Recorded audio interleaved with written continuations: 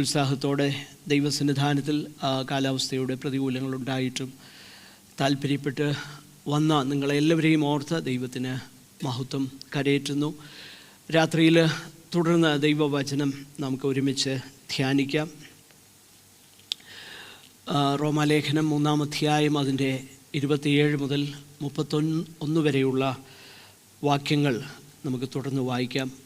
Epistle of romance chapter 3 versus 27 to 31, അതിൻ്റെ 27 മുതൽ 31 വരെയുള്ള വാക്യങ്ങൾ ദയവായിട്ട് വായിക്കാം. കർമ്മമാർഗത്താലോ അല്ല, വിശ്വാസമാർഗത്താൽ അത്രേ. അങ്ങനെ മനുഷ്യൻ ന്യായപ്രമാണത്തിൻ്റെ പ്രവൃത്തി കൂടാതെ വിശ്വാസത്താൽ തന്നെ നീതീകരിക്കപ്പെടുന്നു എന്ന് നാം അനുമാനിക്കുന്നു. അല്ല, ദൈവം യഹൂദന്മാരുടെ ദൈവം മാത്രമോ? ജാതികളുടെയും ദൈവമല്ലയോ? അതെ, ജാതികളുടെയും ദൈവമാകുന്നു. ദൈവം ഏകനല്ലോ. അവൻ വിശ്വാസം മൂലം പരിച്ഛേദനക്കാരെയും വിശ്വാസത്താൽ അഗ്രചർമ്മികളെയും നീതീകരിക്കുന്നു. ആകയാൽ നാം വിശ്വാസത്താൽ ന്യായപ്രമാണത്തെ ദുർബലമാക്കുന്നുവോ? ഒരു നാളുമില്ല. നാം ന്യായപ്രമാണത്തെ ഉറപ്പിക്കുക അത്രേ ചെയ്യുന്നു. സ്തോത്രം. കഴിഞ്ഞ ആഴ്ചയിൽ നമ്മളതിൻ്റെ 3-ാം അധ്യായം 21 മുതൽ 26 വരെയുള്ള വേദഭാഗങ്ങൾ കഴിഞ്ഞ 2-3 ആഴ്ചകൾ നമുക്ക് ചിന്തിപ്പാൻ ഇടയായി തീർന്നു. For the last few weeks we discussed verses 21 to 26, how God justifies a sinner and how can God justify the ungodly sinners. That was the main theme in those verses. ആ വേദഭാഗത്ത് പ്രധാനപ്പെട്ട ചിന്ത അതാണ് എന്ന് നമുക്ക് മനസ്സിലാക്കാനായിട്ട് കഴിഞ്ഞു. 3 കാര്യങ്ങൾ നമ്മൾ അതിനുള്ള ബന്ധത്തിൽ ചിന്തിച്ചു. ഒന്നാമത് ദൈവത്തിൻ്റെ നീതി, 2 മനുഷ്യൻ്റെ പാപം, 3 ക്രിസ്തുവിൽ കൂടെയുള്ള രക്ഷ. There are 3 things in these verses we have discussed at length. Number 1 is the righteousness of God. Secondly, the sin of man. And thirdly, the salvation of Christ. Salvation that we freely receive because of Christ's saving work on the cross. And now, as Paul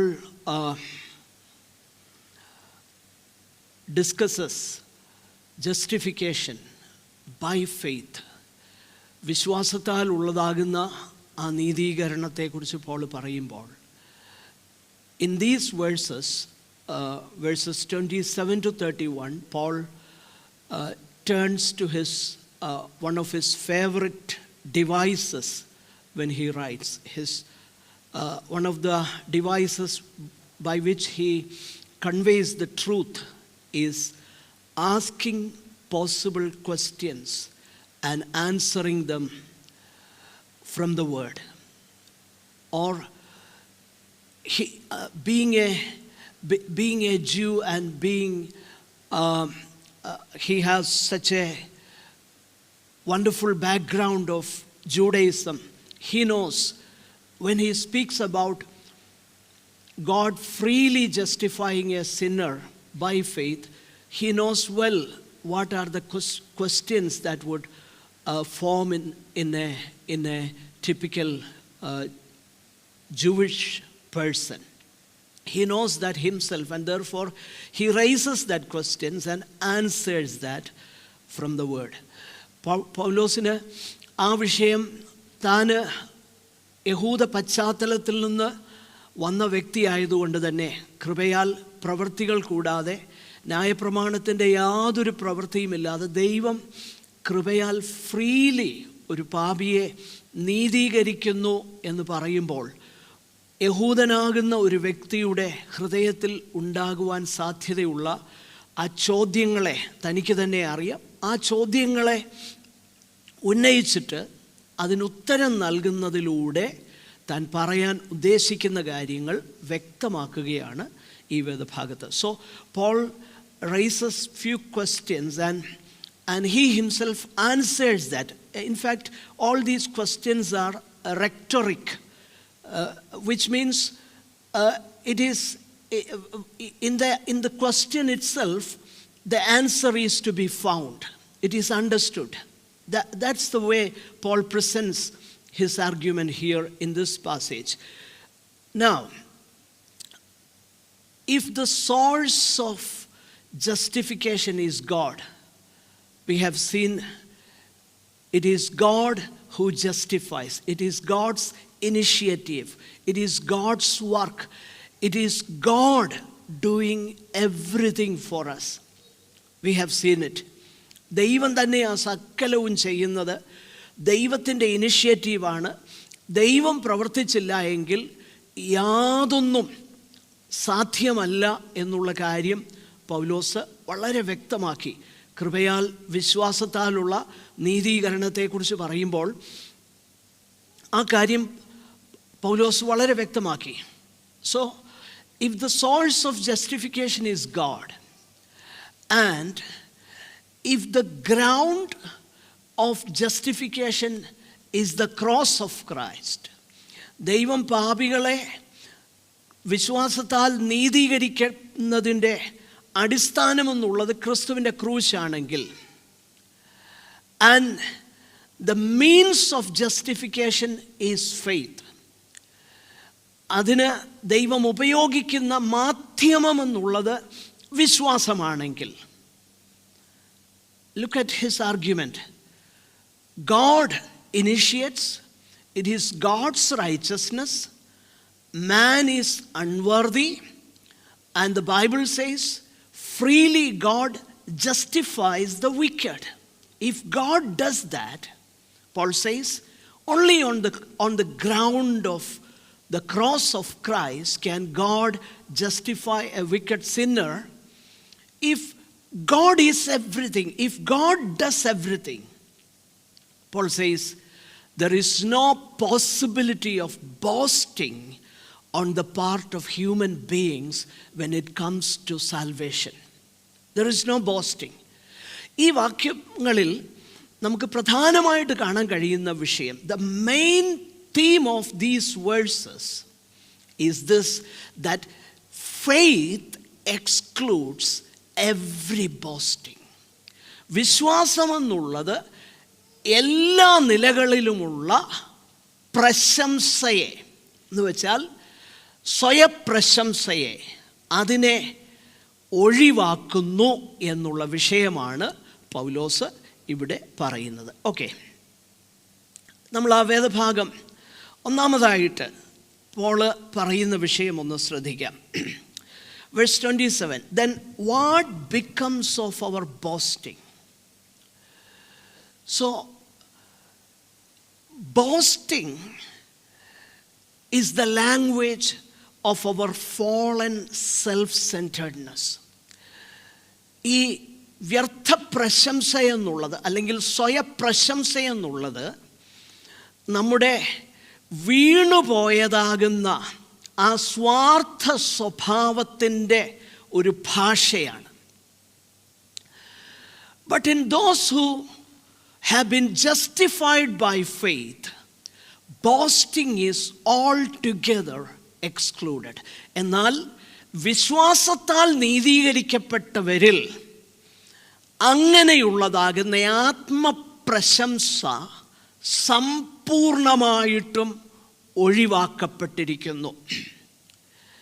If the cross has done all that is needed, if God has revealed in the Old Testament that human effort is futile, there is no place for man's effort and accordingly for man's extolling of his own effort. അപ്പോൾ നാം മനസ്സിലാക്കേണ്ട വിഷയം, കർത്താവിൻ്റെ ക്രൂശ് നമ്മുടെ രക്ഷയ്ക്ക് ആവശ്യമായതെല്ലാം ചെയ്തെങ്കിൽ, പഴയ നിയമത്തിൻ്റെ അടിസ്ഥാനത്തിൽ മനുഷ്യൻ്റെ പരിശ്രമങ്ങളെല്ലാം തന്നെ രക്ഷിക്കപ്പെടുവാനുള്ള മനുഷ്യൻ്റെ എല്ലാ പ്രവർത്തനങ്ങളും അത് വ്യർത്ഥമാണെന്ന് പഴയ നിയമ തിരുവെഴുത്തിൻ്റെ അടിസ്ഥാനത്തിൽ നമുക്ക് കാണാൻ കഴിയുന്നെങ്കിൽ, മനുഷ്യന് തൻ്റെ പരിശ്രമത്തെ പുകഴ്ത്തുവാനായിട്ട് യാതൊരു സാധ്യതയും രക്ഷയോടുള്ള ബന്ധത്തിൽ ഇല്ല എന്ന് നമ്മൾ മനസ്സിലാക്കണം. നമ്മൾ ഇത് സത്യത്തിൽ കൃപയാൽ രക്ഷപ്പെട്ടതാകുന്ന ഒരു ഒരു ഒരു പാപിയുടെ ലക്ഷണമെന്നുള്ളത് അത് പ്രശംസയല്ല, നേരെ മറിച്ച് നന്ദിയുള്ള ഒരു ഹൃദയമാണ്. നന്ദിയുള്ളതാകുന്ന ഒരു ഹൃദയമാണ്.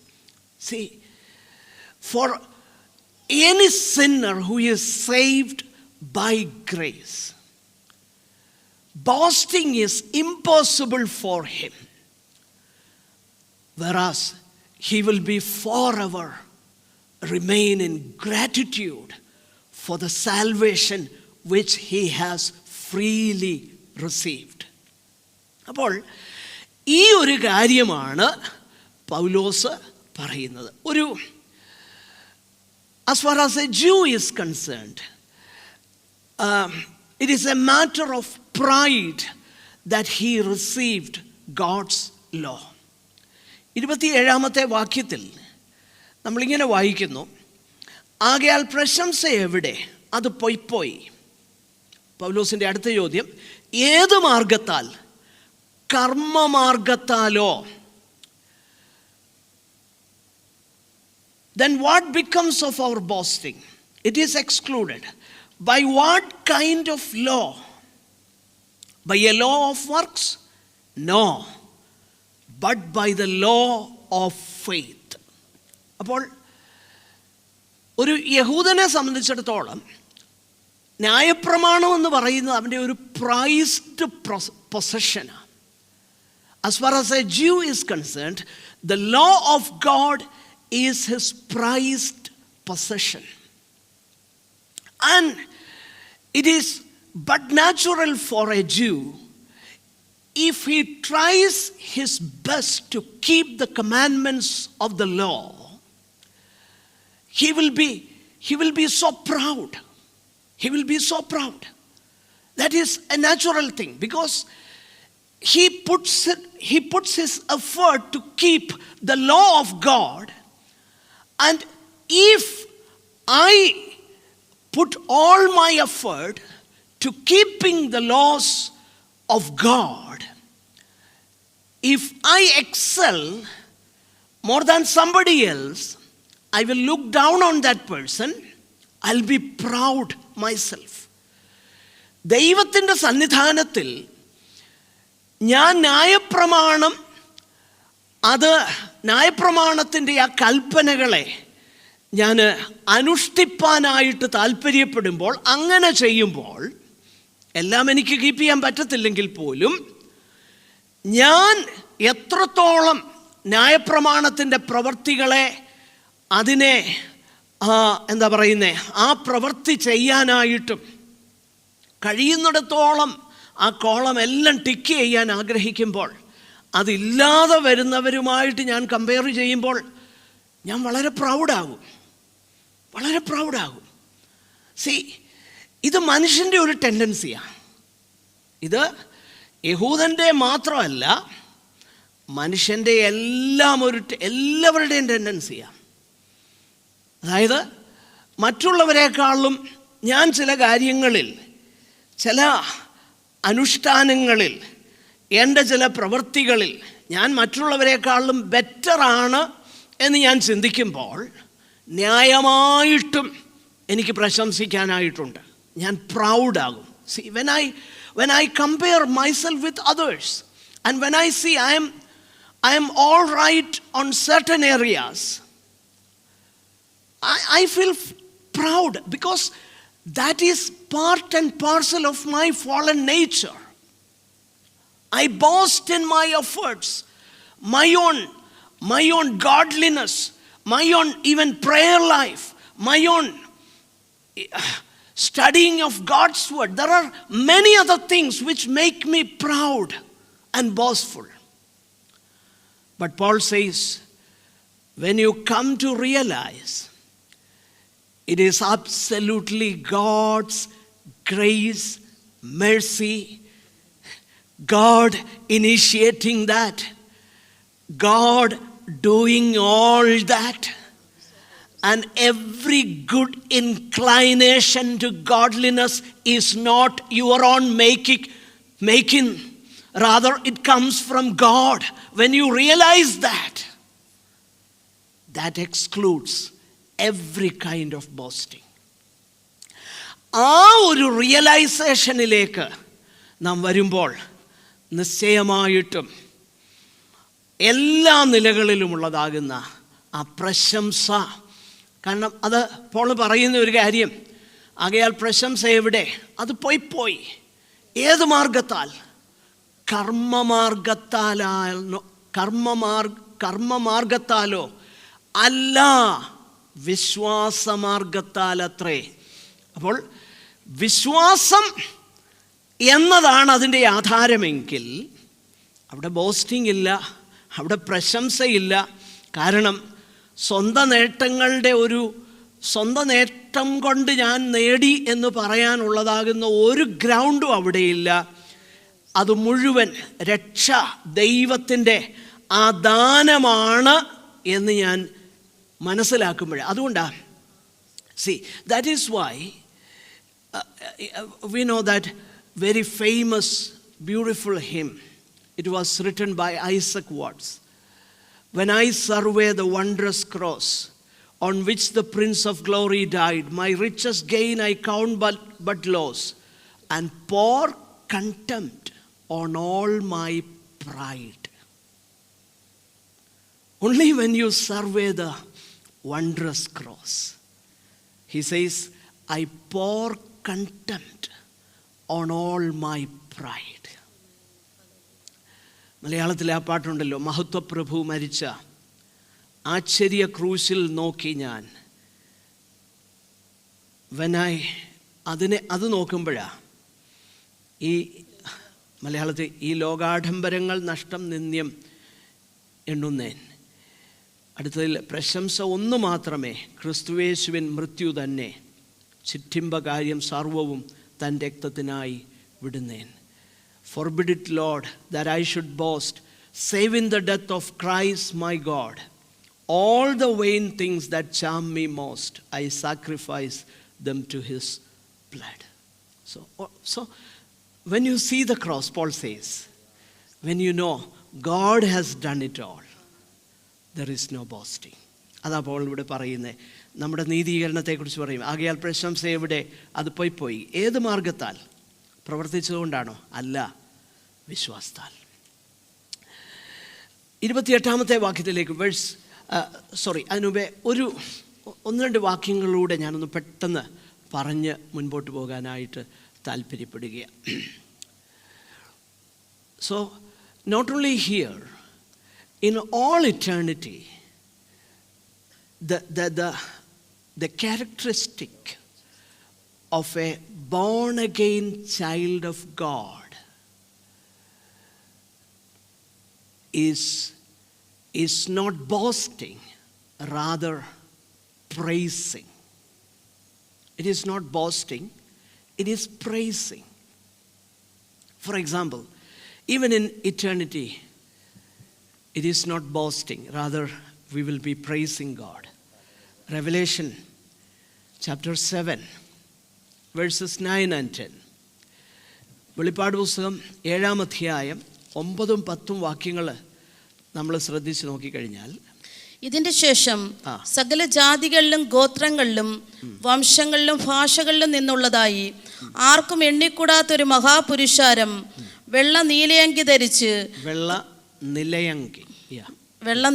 ധരിച്ച് കയ്യിൽ കുരുത്തോലയുമായി സിംഹാസനത്തിനും കുഞ്ഞാടിനും മുൻപാകെ നിൽക്കുന്നത് ഞാൻ കണ്ടു. രക്ഷ എന്നുള്ളത് സിംഹാസനത്തിൽ ഇരിക്കുന്നവനായ നമ്മുടെ ദൈവത്തിൻ്റെയും കുഞ്ഞാടിൻ്റെയും ദാനമെന്ന് അവർ അത്യുച്ചത്തിൽ ആർത്തുകൊണ്ടിരുന്നു. ഓൾ ഇറ്റേണിറ്റി അവർ പറയുന്നത് എന്താ? രക്ഷയെന്നുള്ളത് ദൈവത്തിൻ്റെയും കുഞ്ഞാടിൻ്റെയും ദാനം. No boasting. Completely. Last Friday we meditated from chapter 15 and verse 2. ഇല്ലേ? അവിടെ 15:2 നമ്മൾ വായിക്കുന്ന ജയിച്ചവരെ കുറിച്ചാണ് വായിക്കുന്നത് അല്ലേ? ഒന്ന് വായിച്ചോളൂ 15:2 Revelation 15:2. തീ കലർന്ന പളുങ്കുകടൽ പോലെ ഒന്ന് മൃഗത്തോടും അതിന്റെ പ്രതിമയോടും പേരിന്റെ സംഖ്യയോടും തീ കലർന്ന പളുങ്കുകടൽ പോലെ ഒന്നും മൃഗത്തോടും അതിന്റെ പ്രതിമയോടും പേരിന്റെ സംഖ്യയോടും. നമ്മളത് വിശദമായിട്ട് കണ്ടു. 3 കാര്യങ്ങളാ. മൃഗം എന്നുള്ളത് ആ പൊളിറ്റിക്കൽ പവറാണ്. 2 അതിൻ്റെ പ്രതിമ എന്നുള്ളത് ആ റിലീജിയസ് പ്രഷറാണ്. ഓഫ് കോഴ്സ് നമ്മൾ കണ്ടു ആ എതിർ ക്രിസ്തു എന്ന് പറയുന്ന ആ ഫൈനൽ ഫിഗറിനെ കുറിച്ച് അവിടെ നമ്മൾ വായിക്കുന്ന, അതൊക്കെ നമ്മൾ ചിന്തിച്ച വിഷയമാണ്. എന്നിട്ട് പറയാം അതിൻ്റെ പേരിൻ്റെ സംഖ്യയോടും ജയിച്ചു. ഇവരുടെ ജയമെന്നൊക്കെ പറഞ്ഞാൽ എന്താണെന്നറിയോ? അവർ കർത്താവിനോടുള്ള സ്നേഹത്തിൽ നിന്ന് അവരെ പിന്മാറ്റാൻ ഇതിനൊന്നും കഴിഞ്ഞില്ല. മൃഗത്തോട് ജയിച്ചു, പ്രതിമയോട് അതിനെ വണങ്ങിയില്ല. 3 പേരിൻ്റെ സംഖ്യ. ആ സംഖ്യ കിട്ടാത്തവർക്ക് വിൽക്കാനോ വാങ്ങാനോ കഴിയില്ല. അപ്പോൾ എക്കണോമിക് പ്രഷർ. ജീവിക്കുന്നതിനേക്കാളും അവർക്ക് വലുത് കർത്താവിനോടുള്ള സ്നേഹമായിരുന്നു. അങ്ങനെ അവർ ജയിച്ചു. അവർ ജയിച്ചിട്ട് അവർ പളുങ്കടലിന് അരികെ നിന്നിട്ട് പാടുന്നത് എന്തുവാ? ഞങ്ങൾ ജയിച്ച കാര്യവും ഞങ്ങൾ അങ്ങനെ ചെയ്തെന്നു ഇങ്ങനെയാണോ? അല്ല. ദേ കംപ്ലീറ്റ്ലി ഫോക്കസ് ഓൺ ഗോഡ്. അടുത്ത വാക്യം ഒന്ന് വായിച്ചേ. സർവശക്തനായ ദൈവമായ യഹോവേ, സർവശക്തിയുള്ള ദൈവമായ കർത്താവേ. അടുത്ത വാക്യങ്ങൾ നമ്മൾ വായിച്ചു നോക്കിക്കഴിഞ്ഞാൽ വളരെ ക്ലിയറാ. അതും അവർ പാടുന്ന പാട്ട് എന്നാണെന്നറിയാമോ? ഇറ്റ് ഈസ് അത് പൂർണ്ണമായിട്ടും സ്ക്രിപ്ചറാണ് അല്ലേ? നോക്കിയേ, അവർ ദൈവത്തിൻ്റെ ദാസനായ മോശയുടെ പാട്ടും കുഞ്ഞാടിൻ്റെ പാട്ടും പാടി ചൊല്ലിയത്. അപ്പോൾ ഓൾഡ് ടെസ്റ്റ്മെൻറ്റും നമ്മളിപ്പോൾ ആ കാര്യം ഒന്ന് ശ്രദ്ധിക്കുക. ഓൾഡ് ടെസ്റ്റ്മെൻറ്റിലും ദൈവത്തിൻ്റെ ആ വേ ഓഫ് സാൽവേഷൻ കുഞ്ഞാടിൻ്റെ രക്തത്താൽ, even in the old testament, God's way of salvation, God's redemption was by the blood of the lamb, although that pointed to Christ's cross, but God's way of salvation was that. So even in the Old Testament, that's why it says the song of Moses, the servant of the Lord, and the song of the lamb when you come to the New Testament. So either in the Old or New Testament, God's way of salvation is one. That's the thing. God redeems. God does everything. It is God's mercy. എന്നിട്ട് therefore സർവശക്തിയാ ഉള്ള ദൈവമായ കർത്താവേ, നിന്റെ പ്രവൃത്തികൾ വലുതും അത്ഭുതവുമായ സർവ്വജാതികളുടെയും രാജാവേ, നിന്റെ വഴികൾ നീതിയും സത്യം. സോ 2 കാര്യങ്ങൾ അവരുടെ പാട്ടിൽ. ഒന്ന്, who God is and what he does. And അടുത്ത വാക്യത്തിലേക്ക് വരുമ്പോൾ the sing of God's holiness. The sing of God's holiness അല്ലേ? ദൈവത്തിൻ്റെ പരിശുദ്ധിയാണ് അവരുടെ പാട്ട്. അപ്പോൾ ഈ കൃപയാൽ രക്ഷിക്കപ്പെട്ട, if a person is saved by grace, there is no boasting. There is no boasting at all. We have nothing to boast. We have no claim. And we cannot put നമുക്ക് ദൈവത്തെ നമുക്ക് ഒബ്ലൈസ്, ഞാനത് പലപ്പോഴും പറയാറുണ്ട്. വലിയൊരു ഒരു ഫേമസ് പാട്ടാണ്, അവനാർക്കും കടക്കാരനല്ല എന്നൊക്കെ പറയും. ആദ്യം കേൾക്കുമ്പോൾ ശരിയല്ലേ എന്നൊക്കെ തോന്നും. പക്ഷേ അങ്ങനല്ല, തെറ്റാ എന്ന് പറഞ്ഞാൽ ആസ്തോ ഞാൻ ഏതാണ്ട് അങ്ങോട്ട് കൊടുത്തു, ഇനിയിപ്പോൾ അവിടെ നിന്ന് ഇങ്ങോട്ട് തരും, ചുമ്മാതൊന്നും തരണ്ട. പണ്ട് യാക്കോബ് പറഞ്ഞ പോലെ എന്നെ അങ്ങോട്ട് കൊണ്ടുപോയിട്ട് എനിക്ക് വേണ്ടതൊക്കെ ചെയ്ത് കൊണ്ടുവന്ന 10-1, ചുരുക്കം പറഞ്ഞാൽ എനിക്ക് കിട്ടിയ ദൈവമേ നിനക്കാ ഗുണം, അതുകൊണ്ട് എന്നെ അനുഗ്രഹിച്ച് കൊണ്ട് തിരിച്ചു കൊണ്ടുവന്നാൽ ഞാൻ തന്നേക്കാം. പക്ഷെങ്കിൽ ശരിക്കും മാനസാന്തരപ്പെട്ട് കഴിഞ്ഞപ്പോൾ അത് മാറി. എങ്ങനെയാ മാറിയെന്നറിയോ? വലിയ കൂട്ടവുമൊക്കെ ആയിട്ട് തിരിച്ചു വരുമ്പം പറയുന്ന വാക്കിങ്ങനെയാ, ദൈവമേ അപ്പോൾ എന്തുവായിരുന്നു അനുഗ്രഹം? ഇതൊന്നും അനുഗ്രഹമല്ലേ? ഈ മുന്നേ പോകുന്ന കൂട്ടവും മാടുകളും ഒക്കെ അനുഗ്രഹമല്ലേ? അതിനൊരു കാരണമുണ്ട്. സൂര്യൻ, പിന്നെ നമ്മൾ വായിക്കുന്ന സൂര്യൻ ഉദിച്ചെന്നാണ് വായിക്കുന്നത്. അങ്ങോട്ട് പോയപ്പോൾ സൂര്യൻ അസ്തമിച്ചെന്ന് വായിക്കുന്നു. അന്നേരം ആ കല്ലെടുത്ത് തലയണയായിട്ട് കിടന്ന് പാട്ടൊക്കെ എന്തുവാ സ്വപ്നം കണ്ടത്. ഓക്കെ തിരിച്ചു വരുമ്പോഴാണ് പിന്നെ കാണുന്നത് അപ്പോൾ സൂര്യൻ ഉദിച്ചെന്ന് വായിക്കുന്നത്. Actually that is such a powerful statement. In fact, that is when Jacob sees everything clearly and he acknowledges, Lord. See, അതാണ് സത്യത്തിൽ ഈ യഥാർത്ഥത്തിൽ only when you taste and see that the Lord is good, when you freely drink of that grace from that fountain, and when you are refreshed by the fountain of God's grace, then you realize, Lord, it is by your mercy and grace. I don't deserve this at all. Therefore, I will always be thankful, not boastful. അതാ Paul പറയുന്നത്. കർമ്മം ചെയ്താണെങ്കിൽ, ഞാനെന്തെങ്കിലുമൊക്കെ ചെയ്തിട്ടാണെങ്കിൽ എനിക്ക് വല്ലതും പറയാനുണ്ട്. പ്രിയപ്പെട്ടവരെ, അല്ല, അങ്ങനെയല്ല. No. ആകയാൽ നമ്മളത് വായിക്കുന്ന ഒരു കാര്യം എന്താ? That is why Apostle Paul says, therefore, he who boasts, there is a place for boasting. Of course. He who boasts, let him boast in the Lord. അല്ലേ? അത് പറയുന്ന ഏത് കോണ്ടെക്സ്റ്റിലാണെന്നറിയാമോ? Do you know the context in which Paul said, he who, actually it is a quotation from Jeremiah chapter 9, 23 and 24, but Paul quotes, he quotes that verse in 1 Corinthians chapter 1 and verse 31. അവിടെ നമ്മൾ വായിക്കുന്നത് ഇങ്ങനെയാ, പ്രശംസിക്കുന്നവൻ കർത്താവിൽ പ്രശംസിക്കട്ടെ എന്ന് എഴുതിയിരിക്കുന്നത് പോലെ ആകേണ്ടതിന് തന്നെ. അപ്പോൾ നമ്മൾ എന്താണ് പൗലോസ് അവിടെ പറയുന്നത്? 30-ാം വാക്യം ഒന്ന് വായിച്ചേ. 30-ാം വാക്യം. നിങ്ങളോ അവനാൽ ക്രിസ്തുവേശുവിൽ ഇരിക്കുന്നു. Look at that. That is very important. And because of him, who is that? Because of God. Because of God the Father, you are in Christ Jesus. Okay? It is because of God. ദൈവം, അവനാൽ നിങ്ങളിപ്പോൾ എവിടെ ആയിരിക്കുന്നേ?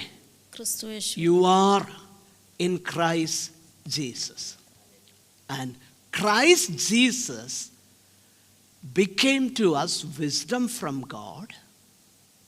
So he is wisdom from God. He is our righteousness. And he is our sanctification. He is our redemption. Look at that. And next verse. അവൻ നമുക്ക് ദൈവത്തിങ്കൽ നിന്ന് ജ്ഞാനവും നീതിയും ശുദ്ധീകരണവും വീണ്ടെടുപ്പുമായി തീർന്നു. So Christ is everything to me as far as my spiritual life is concerned. Christ is everything. Okay? ഒന്ന്, God put me in Christ. That is the beginning. Because God put me in Christ by his mercy, ദൈവം എന്നെ ക്രിസ്തുവിൽ വെച്ചതുകൊണ്ട് ഇപ്പൊ ക്രിസ്തു എനിക്ക് എന്തായി? എനിക്ക് ദൈവത്തിങ്കൽ നിന്ന് ജ്ഞാനം, നീതി, ശുദ്ധീകരണം, വീണ്ടെടുപ്പുമായി തീർന്നു. എന്നിട്ട് പറയുകയാണ്, പ്രശംസിക്കുന്നവൻ കർത്താവിൽ പ്രശംസിക്കട്ടെ. പ്രശംസിക്കാൻ വല്ലതും ഉണ്ടോ അന്നേരം? പിന്നെ ഇല്ല. If everything is of God, സകലവും ദൈവത്താലാണെങ്കിൽ പിന്നെ എവിടാ പ്രശംസ? ഒന്നുമില്ല. അതാ പോൾ പറയുന്നത്. സോ അതുകൊണ്ടാണ്, that is why Paul says in Galatians chapter 6 verse 14, may I never boast except in the cross of our Lord Jesus Christ. May I never boast. So there is a place for boasting. What? We boast in the Lord. We boast in the Lord. We exult in the Lord. നമുക്ക് നമ്മിൽ തന്നെ പ്രശംസിപ്പാൻ യാതൊന്നുമില്ല. Okay, അത് കർമ്മമാർഗത്താലല്ല, വിശ്വാസമാർഗത്താലത്രേ. അതിനുശേഷം Paul ഇവിടെ ഞാൻ എൻ്റെ വാക്കുകളെ വളരെ പെട്ടെന്ന് മുൻപോട്ട് കൊണ്ടുവന്ന് അവസാനിപ്പിക്കാനായിട്ട് താല്പര്യപ്പെടുക. Verse 29 please. അല്ല, ദൈവം യഹൂദന്മാരുടെ ദൈവം മാത്രമോ? എന്നിട്ട് ഓക്കെ, പ്ലീസ് റീഡ് 28 ഓൾസോ. അങ്ങനെ മനുഷ്യൻ ന്യായപ്രമാണത്തിന്റെ പ്രവൃത്തി കൂടാതെ വിശ്വാസത്താൽ തന്നെ നീതീകരിക്കപ്പെടുന്നു എന്ന് നാം അനുമാനിക്കുന്നു. അപ്പോൾ പറയുക അങ്ങനെ, for we hold that one is justified by faith apart from works of the law. So Paul says it is by faith, and if it is by faith, then there is no work. It is faith on what God said and did. It is faith.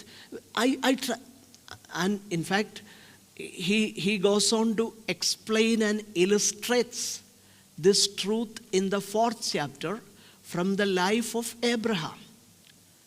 And അബ്രഹാമിൻ്റെ ജീവിതത്തിൽ നിന്ന് ഈ കാര്യം പൗലോസ് illustrate ചെയ്യുക പിന്നെ 4-ാമത്തെ അധ്യായത്തിലേക്ക് വരുമ്പോൾ.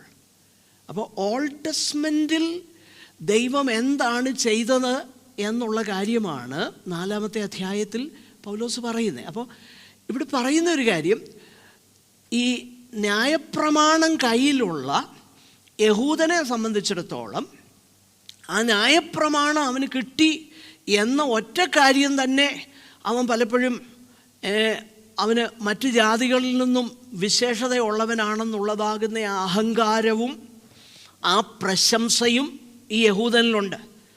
അപ്പോൾ പൗലോസ് പറയുന്ന കാര്യം, അങ്ങനെയുള്ളതാകുന്ന പ്രവൃത്തികളാൽ ഒരു ജഡവും ദൈവസന്നിധാനത്തിൽ നീതീകരിക്കപ്പെടുന്നില്ല എന്നുള്ള കാര്യം നമ്മൾ കണ്ടു.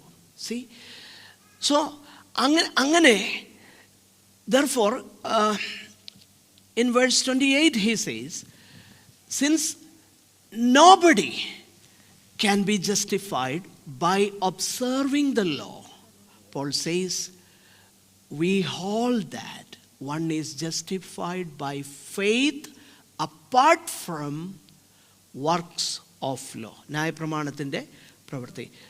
അപ്പോൾ then he comes to verse 29. അല്ല, ദൈവം യഹൂദന്മാരുടെ മാത്രം അല്ലേ? ദൈവം യഹൂദന്മാരുടെ ദൈവം മാത്രമോ? ജാതികളുടെയും ദൈവമല്ലയോ?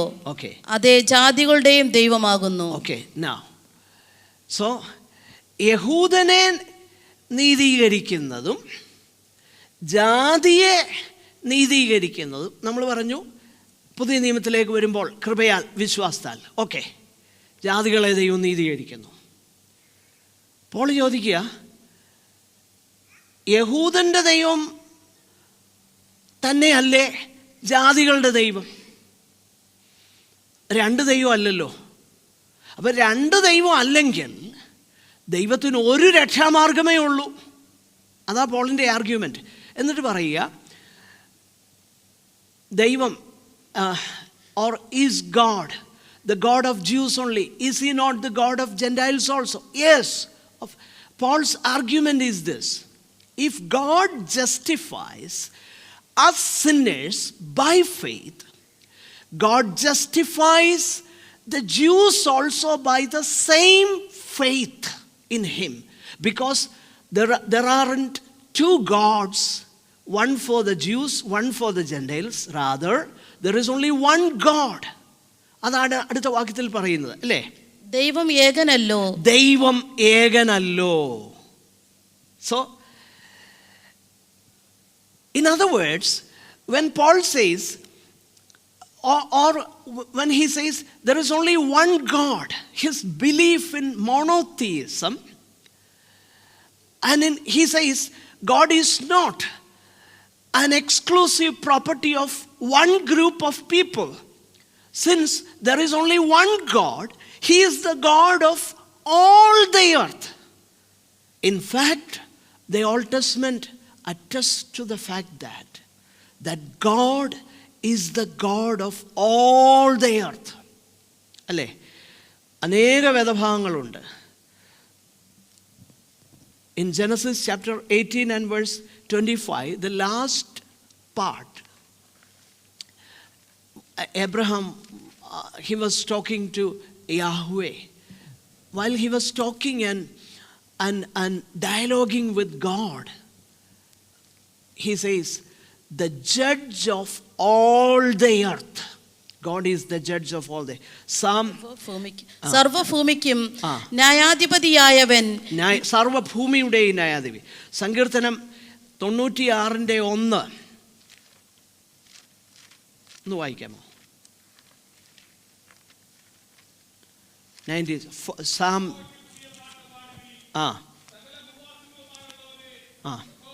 See, Old Testamentന്റെ ആ ചിത്രം. എന്നിട്ട് അനേക സങ്കീർത്തനങ്ങൾ നമ്മൾ കാണുന്നുണ്ട്.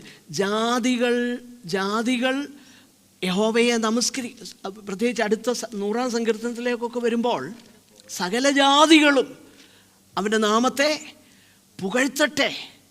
സോ ഓൾഡ് ടെസ്റ്റ്മെൻറ്റിലും ആ ഒരു ചിത്രം നമുക്ക് വളരെ വ്യക്തമായിട്ട് കാണാനായിട്ട് കഴിയുന്നത്. Whether it is old testament or new testament, there is only one way of salvation, and that one way is by faith and through God's grace.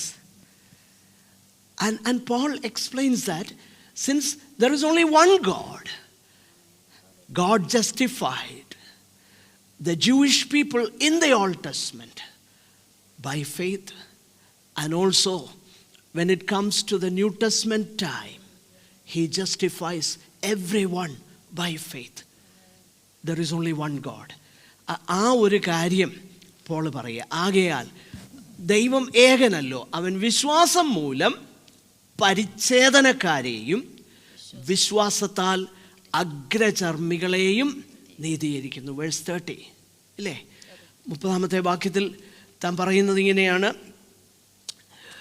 Since God is one, who will justify the circumcised by faith and the uncircumcised through faith.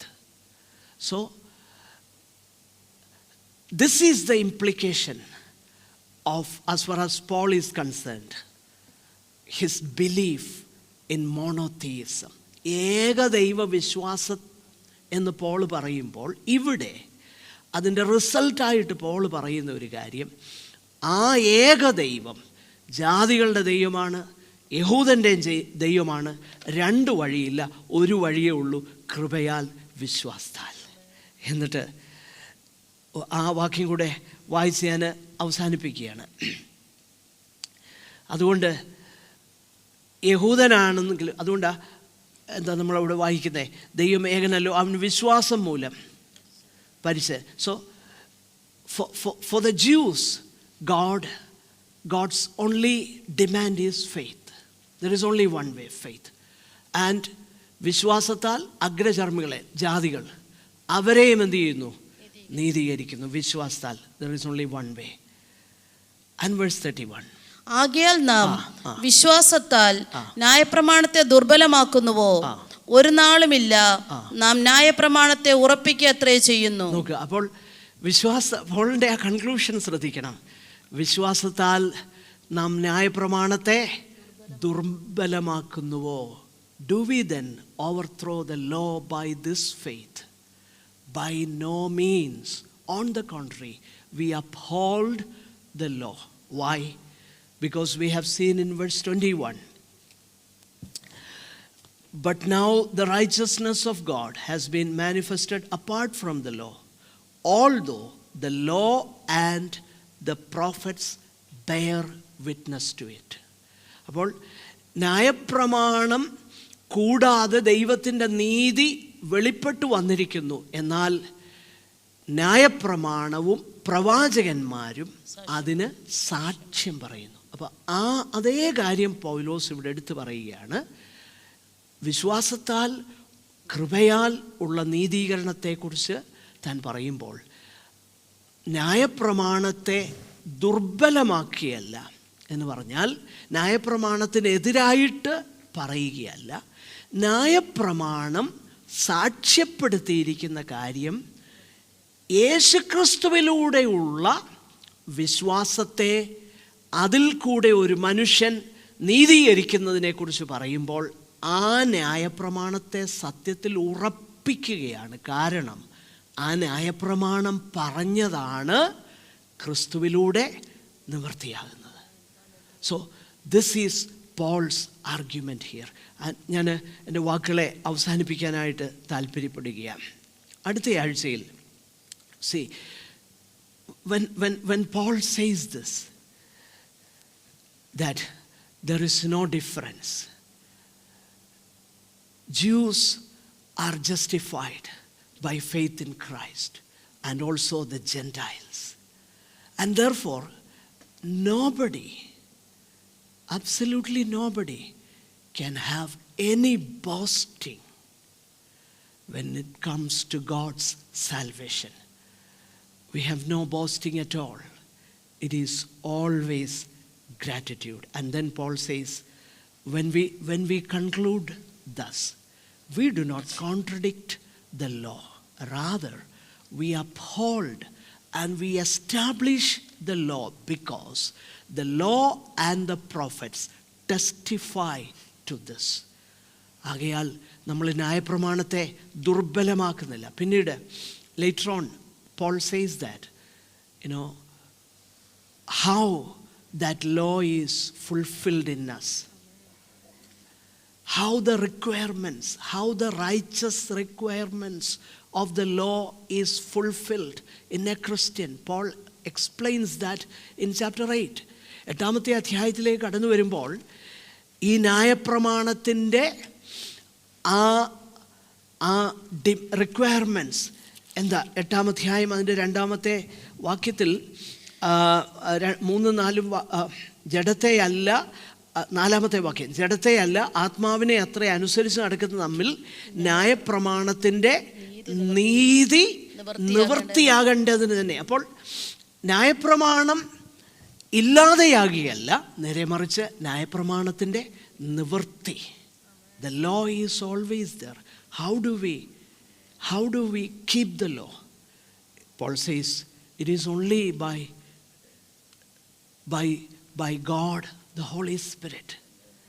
അവിടെയും നമ്മൾ മനസ്സിലാക്കണം, നമ്മുടെ രക്ഷയുടെ സകല ആ പാദങ്ങളും, every phase of our salvation, be it justification, be it sanctification, you are only sanctified by the power of the Holy Spirit. If the Holy Spirit doesn't energize you, you cannot be sanctified. ദൈവത്തിൻ്റെ പരിശുദ്ധാത്മാവ് നമ്മളെ ശക്തീകരിക്കുന്നില്ലെങ്കിൽ നമുക്ക് വിശുദ്ധീകരിക്കപ്പെടാൻ പറ്റുന്നില്ല, ഇല്ലേ? അതേ പരിശുദ്ധാത്മാവാണ് ultimately നമ്മളെ എന്ത് ചെയ്യുന്നത്? നമ്മുടെ താഴ്ചയുള്ള ശരീരങ്ങളെ തേജസ്കരിച്ച് ഉയർപ്പിക്കുന്നത്. So, right from the beginning till the end, it is God's mercy and grace. നമ്മുടെ ഒബീഡിയൻസ്, നമ്മുടെ അനുസരണം, നമ്മുടെ വിശുദ്ധ ജീവിതം, അതിൻ്റെ എല്ലാം ഉറവിടം എന്ന് പറയുന്നത് കർത്താവ്. പ്രിയപ്പെട്ട, അതാണ് ക്രിസ്തീയ ജീവിതം. ഈ ഒരു റിയലൈസേഷനിലേക്ക് വരുമ്പോൾ മാത്രമേ ക്രിസ്തീയ ജീവിതം സന്തോഷകരമാകത്തുള്ളൂ. അല്ലാതെ നമ്മുടേതാകുന്ന എഫേർട്ട് വെച്ചിട്ട് ചിലത് കീപ്പ് ചെയ്ത് നമുക്കൊരു എന്താ പറയുന്നേ, ആ കുറ്റബോധത്തിലേക്കും അതിലോട്ടങ്ങ് പോകുകയാണ്.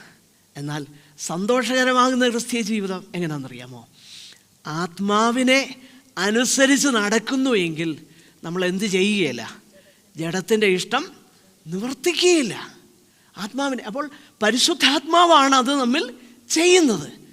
ഓഫ് കോഴ്സ് ഓരോ ദിവസം കഴിയുമ്പോഴും it is only by God the Holy Spirit. By himself we are able to keep the requirements of God's law, Paul says. So salvation right from the beginning till the end is God's work. No wonder that great crowd in eternity, the song they sing, salvation belongs unto the Lamb and to our God. അല്ലേ? രക്ഷയെന്നുള്ളത് ദൈവത്തിൻ്റെയും കുഞ്ഞാടിൻ്റെയും ദാനം. No boasting, absolutely. അതുകൊണ്ടാണ് ഈ 11-ാമത്തെ അധ്യായം, when Paul comes to chapter 11, he says everything is from him, by him and to him. സകലവും അവനിൽ നിന്നും അവനാലും അവങ്കലേക്കുമാകുന്നു. അതുകൊണ്ട് അവനെന്നേക്കും മഹത്വം. ആമേൻ. പ്രിയപ്പെട്ടവരെ, അതാണ് ദൈവത്തിൻ്റെ രക്ഷാപദ്ധതിയുടെ അതിൻ്റെ ആ മഹിമയെന്ന് പറയുന്നത്. God is glorified. ദൈവം മഹത്വപ്പെടുന്നു. അത് ഈ ജീവിതത്തിലും അങ്ങനെ തന്നെയാകട്ടോ. ദൈവത്തിന് മഹത്വം കൊടുക്കുന്ന ഒരു ജീവിതമാണ് ഇവിടെയും വേണ്ടത്. അൾട്ടിമേറ്റ്ലി നിത്യതയിലും അങ്ങനെ തന്നെ. അതുകൊണ്ടാണ് ആ റിഫോർമേഷനോടുള്ള ബന്ധത്തിൽ അവർ അതിൻ്റെ ആ ബേസിക്കായിട്ടുള്ള 5 കാര്യങ്ങൾ, അവസാനത്തെ കാര്യം സോളി ദിയോ ഗ്ലോറിയ, glory of God alone, glory of God. ആ 5 വാക്കുകൾ ഇങ്ങനെയാണ്: സോളാ സ്ക്രിപ്ചറ, സ്ക്രിപ്ചർ എലോൺ, തിരുവെഴുത്ത് മാത്രം; സോളാ ഗ്രാഷ്യ, കൃപ മാത്രം; ഗ്രേസ് എലോൺ; ആൻഡ് സോളാ ഫിദെ, ഫെയ്ത്ത് എലോൺ, വിശ്വാസം മാത്രം; സോളസ് ക്രിസ്റ്റസ്, ക്രൈസ്റ്റ് എലോൺ, ക്രിസ്തു മാത്രം. ആ 4 സോളാസ്, സ്ക്രിപ്ചർ എലോൺ, കൃപ മാത്രം, വിശ്വാസം മാത്രം, ക്രിസ്തു മാത്രമെങ്കിൽ പിന്നെന്തുവാ? സോളി ദിയോ ഗ്ലോറിയ, ഗ്ലോറി ഓഫ് ഗോഡ് എലോൺ, മഹത്വം ദൈവത്തിന്. ഈ ഒരു റിയലൈസേഷനിലേക്ക് നമ്മൾ വന്നു കഴിഞ്ഞാൽ, ഞാൻ എപ്പോഴും പറയാറുണ്ട്, അതുകൊണ്ടാണ് റോമാലേഖനം 12-ാം അധ്യായം പോൾ ആരംഭിക്കുന്നത് തന്നെ therefore I beseech you therefore my brethren by the mercies of God. അതുകൊണ്ട് എൻ്റെ സഹോദരന്മാരെ, ദൈവത്തിൻ്റെ ആ മനസ്സലിവ് നിമിത്തം ഞാൻ നിങ്ങളോട് അപേക്ഷിക്കുന്നത്, നിങ്ങൾ ബുദ്ധിയുള്ള ആരാധനയായി നിങ്ങളുടെ ശരീരങ്ങളെ ജീവനും വിശുദ്ധിയും ദൈവത്തിന് പ്രസാദകരമാകുന്ന യാഗമാക്കി. പ്രിയപ്പെട്ടവരെ, ഈ ഒരു റിയലൈസേഷനിലേക്ക് ദൈവമക്കൾ വരുമ്പോൾ, രക്ഷയെന്നുള്ള ദൈവത്തിൻ്റെ ദാനമാണെന്നും എനിക്കതിനകത്തൊന്നുമില്ല. പ്രിയപ്പെട്ടവരെ, നമ്മുടെ മലയാളക്കരയിലും വലിയ പാണ്ഡിത്യമൊന്നും ഇല്ലാതിരുന്ന വിശുദ്ധന്മാർ പാടിയ പാട്ട് അത് തന്നെയാണ്, ഇല്ലേ? ഒന്നും ചെയ്തിട്ടല്ലേ ഞാൻ അല്ലേ? ആ പാട്ടിങ്ങല്ലേ, എൻ്റെ രക്ഷാദാനമോ, ഇല്ലേ? ആ പാട്ടെന്താ?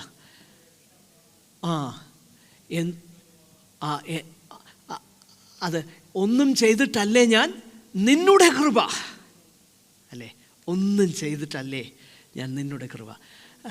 ആ ഒരു റിയലൈസേഷനിലേക്ക് അവർ വന്നതുകൊണ്ടാണ് അന്ന് സകല നിന്ദയുടെയും ദുഷിയുടെയും പഴിയുടെ മധ്യത്തിൽ അവർക്ക് കിട്ടിയത് നഷ്ടപ്പെട്ടതിനേക്കാളൊക്കെ എത്രയോ വലുതാണെന്നുള്ള റിയലൈസേഷനാണ്.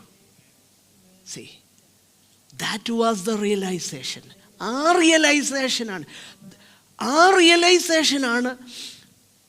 യൂറോപ്പിൽ നിന്ന് മിഷണറിമാർ ഇന്ത്യയിൽ വരാൻ കാരണമായി തീർന്നത്. If Christ is who he claims to be, then no amount of sacrifice on my part is too much. ക്രിസ്തു അവിടുന്ന് ആരായിരിക്കുന്നു എന്ന് അവിടുന്ന് അവകാശപ്പെട്ട, അവിടുന്ന് ആരായിരിക്കുന്നു? അവിടുന്ന് ദൈവമായി. എങ്കിൽ ഞാനീ ചെയ്യുന്ന സാക്രിഫൈസ് ഒന്നും വലിയ കാര്യമല്ലെന്നേ. ഈ ഒരു റിയലൈസേഷനിലേക്ക് ദൈവമക്കൾ വരുമ്പോഴാണ് സത്യത്തിൽ ഞാനീ പറഞ്ഞ അങ്ങോട്ട് കിട്ടുമെന്നുള്ള ആ ഒരു മെൻറ്റാലിറ്റി ഉണ്ടല്ലോ, അതങ്ങ് മാറും. നോ, ഞാൻ എപ്പോഴും പറയാറുള്ള കാര്യം, ഈ ഒരു യൂട്ടിലിറ്റേറിയൻ മെൻറ്റാലിറ്റിയിലാണ് പലരും ദൈവത്തെ സേവിക്കുന്നോ. അത് മാറിയിട്ട് ദൈവം എനിക്ക് വേണ്ടി എന്തു ചെയ്തു എന്നുള്ളത് ഞാൻ മനസ്സിലാക്കുമ്പോൾ, ദൈവത്തോട് നന്ദിയുള്ളവരായിട്ട് നമ്മൾ ജീവിക്കുമ്പോൾ, there is no scope for complaints. No complaints. Only gratitude. And there is nothing to boast in myself because I have done nothing. It is all because of God's mercy. And what a joyful life it will be when you realize that God is everything to you. It is such a joyful life. May God bless us. നമ്മളെ ദൈവം ഈ വാക്കുകളാൽ അനുഗ്രഹിക്കട്ടെ.